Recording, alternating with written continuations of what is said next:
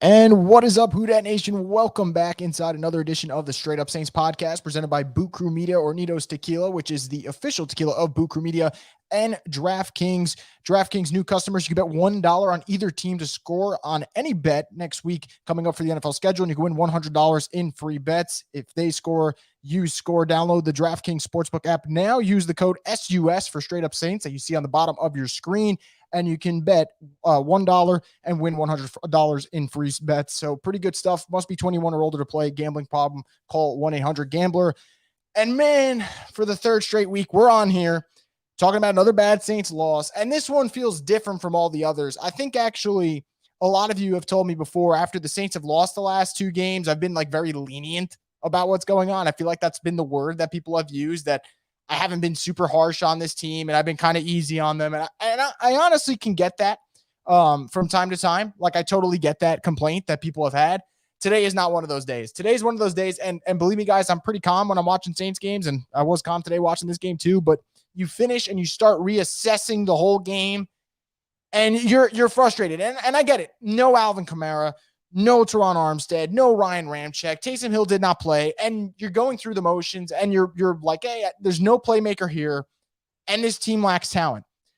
But it's not just injuries. Like, yes, injuries are a problem right now, and it's really hurting the Saints team because, man, they are banged up probably more than any other team in the league right now. But why don't the Saints have talent on their teams? There's a lot of issues and a lot of decisions that were made before this season started that got the Saints to this point right now where we're watching. And I'll talk about the Eagles game in just a little bit. And I'm not going to break it all down because there's nothing to break down. The Saints got absolutely destroyed by a better football team today. The Eagles were a better football team, and they ran through them, okay? So when I talk about this team being talent devoid, and man, they are talent devoid. You look at this team and you're looking at who's going to come up and make a play. I don't know. Here's what I do know. The Saints in the offseason had to make some tough decisions because of the cap. So who had to go? Jared Cook, he went, and everyone celebrated, including myself. We didn't want Jared Cook. Fine. The Saints can use him right now. How about Emmanuel Sanders? You don't like Jared Cook? We all know Emmanuel Sanders can still play football. Saints had to get rid of him. Again, tough cap decision that they had to make. I'm not blaming them for making that move, but you lose another talented playmaker. So there goes another guy from your offense they could have. And then the big one, Michael Thomas decides to get surgery in June instead of February. And I know Saints fans defend him every single time.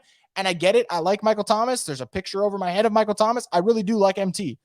But like, enough's enough. As every game goes on, I get more and more frustrated with the situation. And I know there's two sides to the story. I get that. I'm not here to spend my podcast ripping on Michael Thomas, but they need him right now. And he got surgery in June instead of February.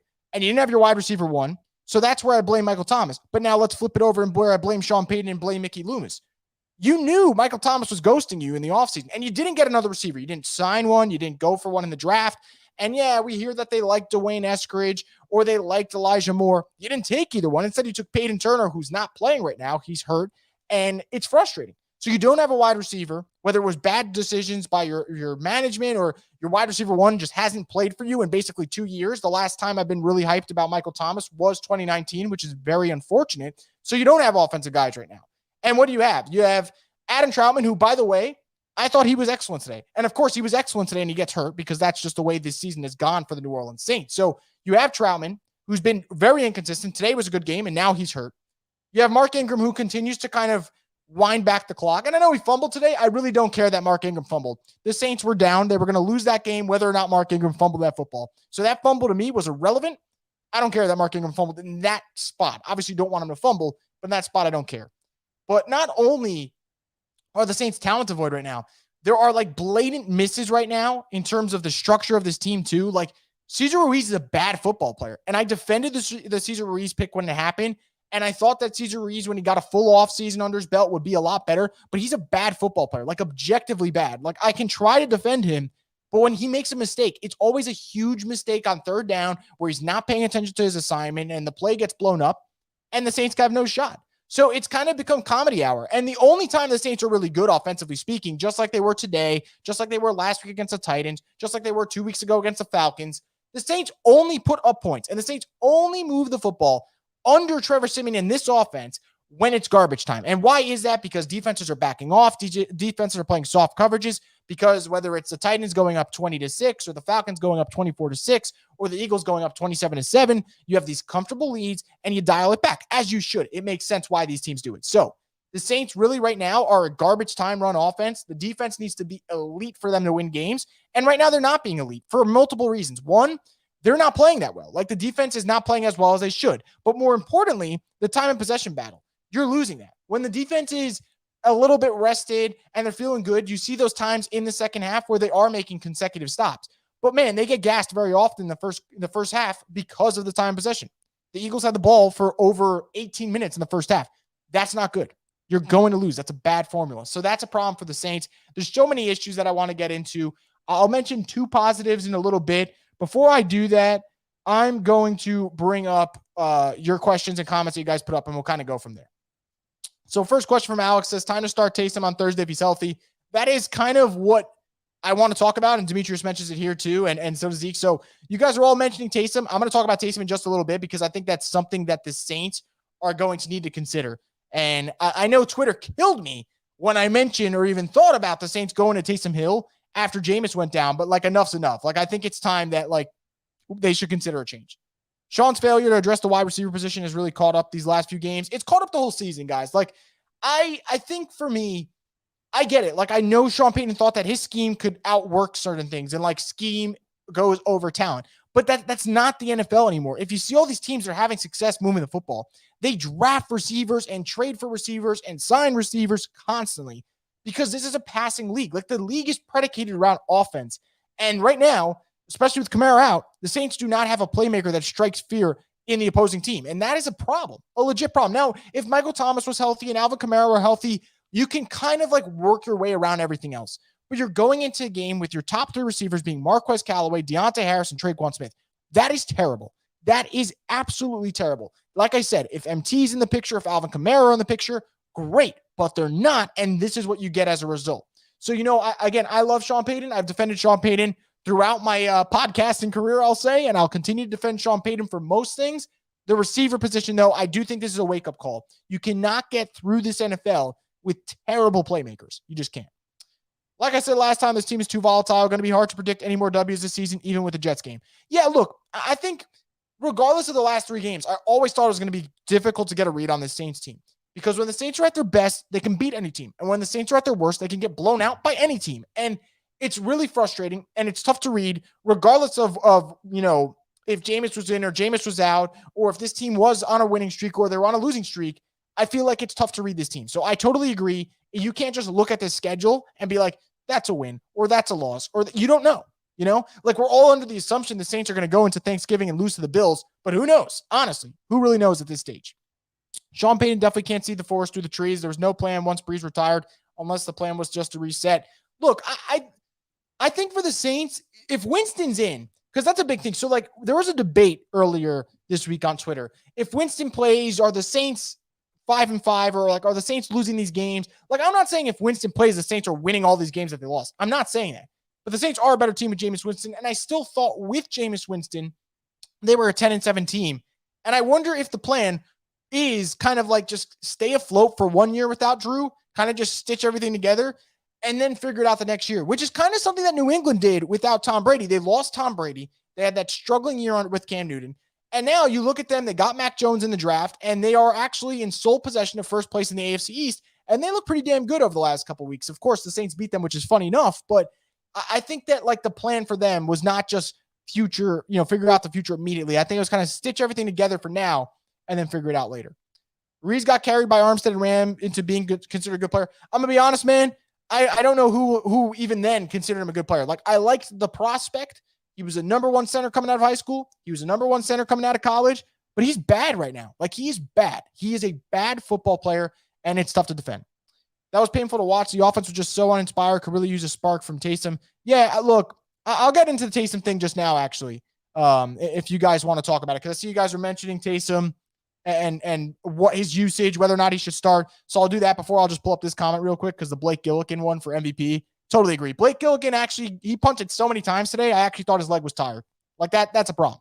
And yeah, I agree, Wesley. I mean, this defense is not playing well enough right now to save what is one of the worst offenses, if not the worst offense in football. Like it's a bad offense right now. So we'll see what happens. So let's get into it. We talked about Trevor Siemian, and I just want to throw this out here before I get into this Trevor Siemian thing, because I know Saints fans are going to be absolutely, pissed off if I completely just go off on Siemian, which I'm not going to do. I thought when Jameis got injured, I thought the Saints should have started Taysom Hill. Because the way I looked at it was the quarterback battle was between Jameis and Taysom Hill. It was never between Jameis and Trevor Siemian. And I thought when Jameis goes down in the middle of the game, it is very logical to put Trevor Siemian in. So Trevor Siemian gets to start. I don't care. I'm all in on Trevor Siemian because I don't care who's starting for the Saints. I'm going to back him up. I thought Siemian played well against the Falcons. I thought Siemian did okay against the Titans, but he was not the reason why they lost at all. And even today, like, I'm not going to say Siemian was the reason the Saints lost today. That would just be asinine. There are so many reasons why the Saints lost today. But today was the first game that Siemian played where I'm like, all right, this is why he's a journeyman. This is why he's a backup. And he's a good backup quarterback to have on your roster. Like, I'm glad the Saints have a Trevor Siemian. And it was a really good story, and he deserved to start when he got it. Like, I don't think they made the wrong move starting him. I think he definitely deserved a chance to start because he earned that with the way that he played against the Bucs coming in relief duty. But the experiment for me, you're through 3 weeks now. The offense is terrible. And I think the one thing that a lot of people took for granted with Jameis Winston was, while Jameis is flawed, and you have to deal with those flaws from time to time, he has a special trait, and that special trait is his arm. And his arm at any moment can just deliver a deep ball that can get you a touchdown out of nowhere. And that is something the Saints don't have right now. And that is not something that Ian Book will give you. That is not something Trevor Siemian will give you. And that's not something that Taysom Hill will give you. So I get that. So there really is no clear who can really fill the void while Jameis is out. But, and this is why I was all in on saying, you know what, let's just let Taysom start, is at least Taysom is a great athlete. And yeah, I thought Taysom Hill did not run the football enough when he was the starting quarterback for the Saints. And it was really baffling and weird that he would just sit in the pocket and wouldn't really move his feet. But again, it was a 4-game sample size. So I thought, why not go back to him? At the very least, you can run a lot of running plays with him and kind of get that option offense going and do something. And whether we like it or not, guys, I do agree. Taysom Hill, the weapon, is way better than Taysom Hill, the quarterback. But we have to come to terms with the fact that Taysom Hill, the weapon, is done for the rest of the year. It's not happening anymore. He had the concussion against Washington. He had the foot injury against Tennessee. It's too much stress on this man's body to play wide receiver, tight end, H-back, quarterback. It's so many special teams.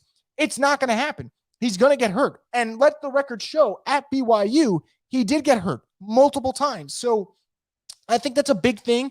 I think that's something that the Saints factor into this.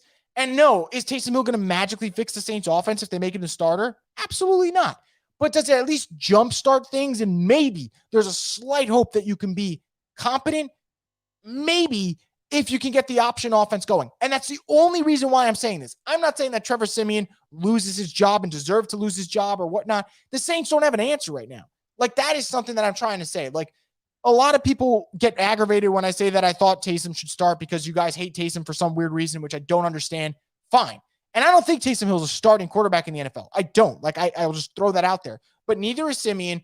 Ian Book is clearly not ready. If he's not even active on game day, he's not ready, in my opinion. So while it would be fun to say throw Ian Book in and let's see what the hell he can do, he's not ready. And again, going back to when that pick was made, I was a little confused as to why the pick was made because I was never super impressed with him at Notre Dame. So I would throw Taysom Hill in there if he's healthy. And I don't know if he'll be healthy by Thanksgiving. That's only 4 days from now. And I don't know how his foot will hold up.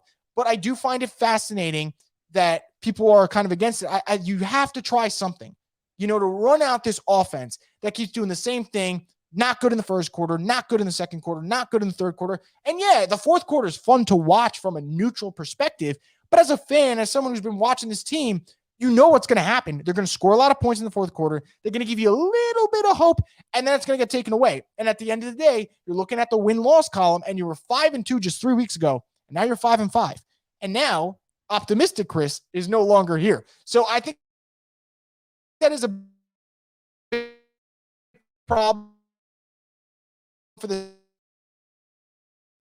Saints. I would go to some offense. So before next, which is what I definitely want to talk about, I want to talk about what I think the Saints need to do in terms of getting, back on track, defensively speaking, and even offense, how to try to jumpstart things. I'm going to bring up some more comments from you guys, and then we'll go from there.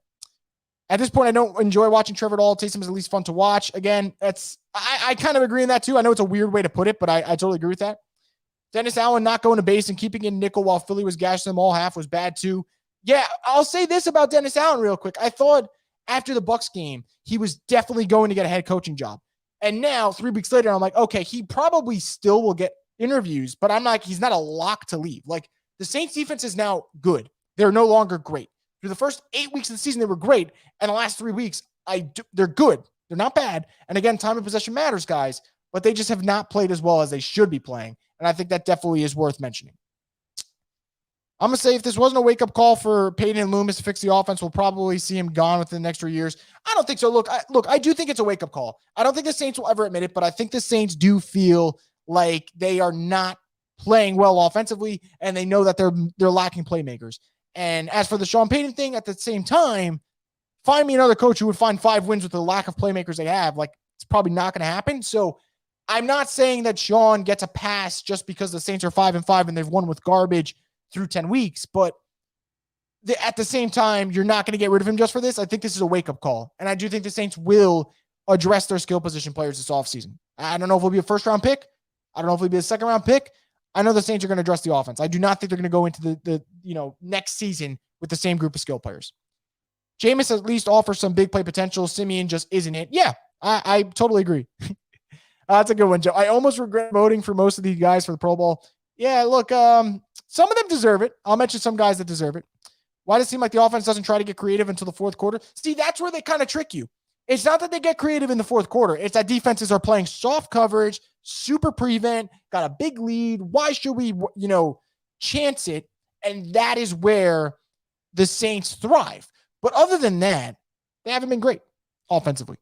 The fact that we used a draft pick on Kawaan Baker for us not even attempt to use him just confuses me. I would be more confused if he wasn't a 7th-round pick. I think him being a 7th-round pick makes it a lot easier to stomach.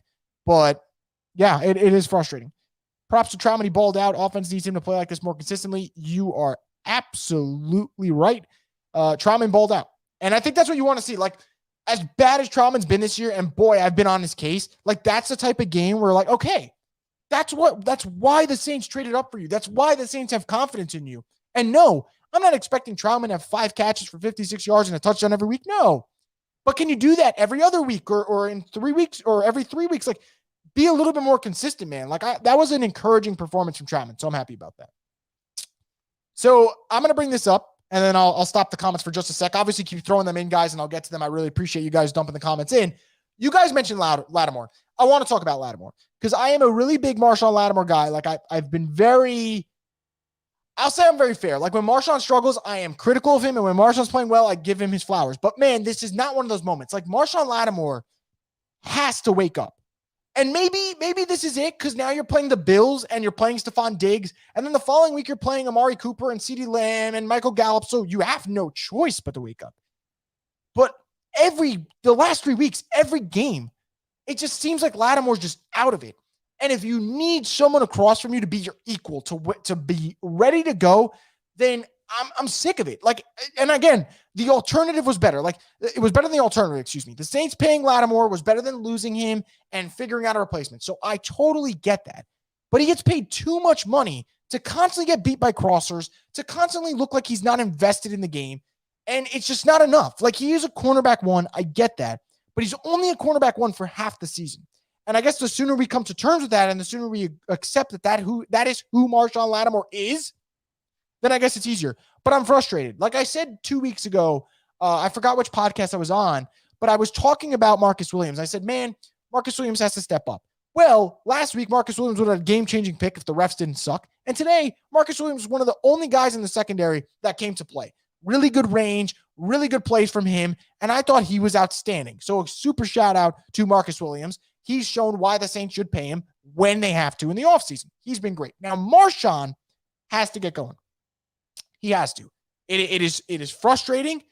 I know that, like, I could get it from a psychological standpoint. You want to play a great player who matches your greatness. I understand that.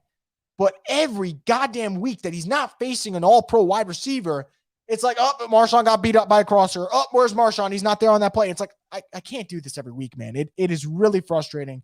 Really interesting for sure. Didn't understand kicking a field goal in the 4th down, down 2 touchdowns, took the pressure off the Eagles and let them burn the clock. So look, the Saints were going to lose regardless of that decision. So we'll just put that to the side. Now that that's to the side, That was the dumbest decision that Sean Payton made all day. And again, I get it. They're lacking talent. They are a mess right now. I totally get it. But you were down 19-33, and it was like 4th and 7. And a field goal there does nothing. It does absolutely nothing for you. Because, yeah, a field goal, what does it do? Get Brett Maher's confidence up? Brett Maher he missed an extra point. So what does him getting a 28-yard field goal do for his confidence? It doesn't do much. And frankly, he almost missed it. I mean, it was leaning right. So I thought it was a weird call. And when you make that type of call, and I get it, the Saints were not going to win. But when you decide to kick the field goal, now the defense has to make 2 stops as opposed to 1 stop. And there was only 7 minutes left. I thought it was really weird. And you know what the beauty of going for it is? If you don't get it, you call off the dogs. And if you do get it, well, here we go. Now we have a 6-minute ramp-up period where maybe we play with some fire, score a touchdown, 2-point conversion, get lucky, you never know. It was just a really weird call. I hated it. But I also hate the Saints kicking situation. It's a joke. Stop going through all of them. Brian Johnson, Brett Maher, Aldrich Rosas, Cody Parkey, just stick with one and let's just leave it because they all freaking suck. They all stink. And all of them have limitations. Rosas can't make a field goal. Parkey can't make a field goal or an extra point. Johnson can make field goals but misses extra points. Maher can't make an extra point now, apparently. They all stink. So just stick with one at this point, and we'll see what happens. Saints have to win against Buffalo or Dallas if they want a chance at a wild card spot. You are not wrong. And I'm going to talk about that in a little bit, kind of where the Saints are going from here. And obviously it's downhill, but you still have to evaluate the season. Like a lot of people just ask me, why am I even looking at these games? Or why am I talking about the wild card picture? And it's like, do you think I enjoy talking about the Saints losing every week? I don't enjoy it. Like, it's not fun. I think that at some point you lose so many games, you're sick of talking about tanking this and losing this. And like, I don't care what the Saints are looking like. I will not root for the Saints to lose. It's just not in me. I'm not going to do it.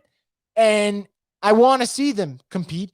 And I say it all the time. Like, if the Saints make the playoffs, you're going to complain about draft position when they weren't going to take the prospect that people want them to take anyway. Like a lot of people, even me, like I tweeted yesterday that I love Chris Olave and I love watching Garrett Wilson, and I do. The Saints aren't drafting either one of them. So, like, am I going to get my hopes up that the Saints get a high enough draft pick to take Chris Olave or Garrett Wilson or Williams from Alabama or even the Arkansas wide receiver? Do I want to get my hopes up for that? No, because they're going to draft an offensive lineman if Teron Armstead's out the door, or they're going to take another power forward looking defensive end that's like 6'9" and should be playing for the Pelicans as opposed to playing for the Saints. So I'm not going to get my hopes up in tanking. I think you send a better message making the playoffs with no quarterback this year, because now if I'm Russell Wilson or I'm Aaron Rodgers or I'm any quarterback who's possibly on the market thinking about going elsewhere, I look at the Saints and I'm like, you put me in on that team with that defense, with that coach, with that supporting cast, if it gets better, obviously, but more importantly, that support system. You're like, maybe I'm the missing link. Like, that matters for me. So that's why I'm not going to go into the whole tanking thing, and I'm not going to get into the Saints should lose this game and lose that game. No, like in my mind, I'm always under the assumption or the thought or the belief that like I want the Saints to have success and I want the Saints to win games, and that's why it's frustrating right now. I get zero enjoyment out of 3 straight weeks of coming on here and rambling about what they did wrong and what they did to lose and how they fix it, because they're not fixing it right now. So it's definitely frustrating. Trevor Siemon and Marquez Callaway, garbage time Kings. You got that right. They absolutely do. Siemon during the postgame, it's not really chunk plays. The defense are loosened up to being so far ahead. Yeah, look, Simeon's not going to be delusional about it. He definitely sees it. He absolutely knows what's going on. It's garbage time, and you still got to get your numbers. Like, I'm not blaming a player for ever getting garbage time stats. I think, like, if you're a player, like, why would you just lay down and lie on the floor? Like, even Breeze, who put up these great numbers, some of Breeze's numbers are garbage time stats because that's just how the game goes. Like, there are games where you're out of it, but you're not just going to give up. So you're going to keep pushing. And, like, I don't blame Simeon for doing that. I'm glad he knows it, though. If there's one bright spot, it's Demario Davis. Love seeing him play. I'll give you a couple bright spots, actually, real quick, guys. Demario Davis is one. Blake Gilligan's another. I would say Marcus Williams has been a bright spot the last couple weeks. I would say Marcus Davenport is definitely a bright spot the last couple weeks. And I would say Mark Ingram. Mark Ingram, again, I don't know, it's not going to get talked about because the Saints played bad. We had 88 rushing yards and 25 receiving yards. So, again, another 100 scrimmage yard game for Mark Ingram. And we all talked about they lose Kamara. What do? Not having Kamara hurts. Like, obviously it hurts. But Ingram has done a decent job in that role, I would say. in the expanding role for what they've done. So I would say that I'm impressed with what Ingram's done as well. I'll throw those bright spots in. Seems like our defense shows less of Pete Werner as well. Yeah, I wish I knew. I wish I knew, man. I think for Pete Werner, I don't get it. I never thought that he played poor enough where it's like, okay, let's diminish his role a little bit. Like it's not working out. So I'm shocked. I would like to see him get more playing time again. But again, the Saints linebackers, I don't know if that's why they really struggled today. I think they got to be better, obviously. Their front seven did not stop the run. That's a problem. But I also think the Eagles' run scheme had the advantage in this game. Like, that's why I kept saying coming into this game, like, the Eagles' ground attack is killing teams lately. And if they continue to do this against the Saints, it's going to be a long day. And it ended up being a long day. Short and intermediate routes are killing the Saints. They need to fix it. They definitely need to. They definitely need to. Legitimately ready for the Saints to sign Garrett Hartley. Man, that would be funny. At this point, why not? Like, why not at this point? I mean, your kicker stinks. Seems like as we get further in the season, no team is healthy, no clear best team. Season's just up in the air. It is. Like that, this NFL season, more than like most, and I can't remember a season like this where you're watching and I don't know who's a great team. I don't know. Like the Bills, I thought would be a great team this year. They're not. And I'll talk about them in a little bit, obviously, because the Saints play them on Thursday. The Chiefs are getting hot now, which is scary. But like, again, they were terrible for like the first 6 weeks of the year. The Packers just lost to the Vikings. The Cardinals are, potentially losing 2 in a row, and Kyler's hurt. So that's obviously a question. You look around the league, the Rams have lost back-to-back, and now they're going to play the Packers next week. Do they win that one? I have no clue. And the Bucs, we'll see what the Bucs do on Monday against the Giants. Maybe the Bucs probably win that game, but like even the Bucs, they don't look great. So it's a weird year. And that's why I want the Saints to make the playoffs. I am not delusional. The Saints are not winning a Super Bowl this year. There is no scenario where the Saints win a Super Bowl, but I still want them to make the playoffs. And I still want that just weird upset game that could happen because this is a weird year. And that's why I'd prefer that as opposed to tanking for a player they're not going to draft anyway. That makes sense.